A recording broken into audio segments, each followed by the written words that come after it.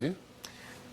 Yes, I'm homeschooled. I don't go to school, and I was wondering what you thought about homeschooling and what you were going to do about it, or if there was anything you were going to do. Can you explain what homeschooling is? Yes, my parents teach me at home, so I don't go to school. They don't really believe, like, some of the stuff that's being taught and done in the schools. I can tell you what I have done about it. Let me tell all of you this, just by way of background. The public schools of our country are largely run at the local level by school boards and school administrators, and the money for them and the rules by which they are run are largely set at the state level by the state governments throughout the country. So you're from Virginia, right? Mm-hmm. So it's the state government in Richmond largely makes the rules for the public schools.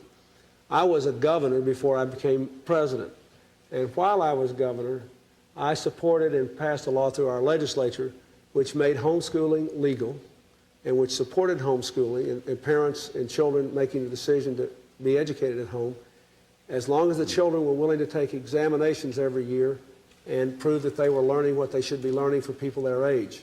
And that's the way I feel. I think that your parents and you as a family should have the right to do this as long as you're learning. And if you can demonstrate that you're learning, I think you should have the right to do it. Can I interrupt, sir? Because I don't think people really understand why many parents want to teach or insist on teaching their children at home. A lot of it has to do with sex education, doesn't it?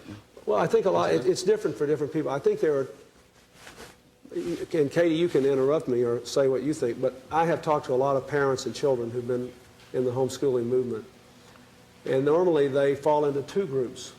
There's one group, perhaps the smaller one, who believe that they just give their kids a better education, that the kids learn more and more quickly.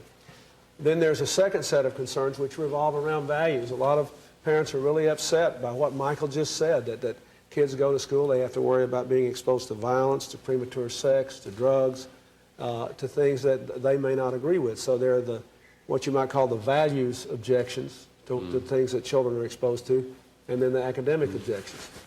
Is that a fair statement?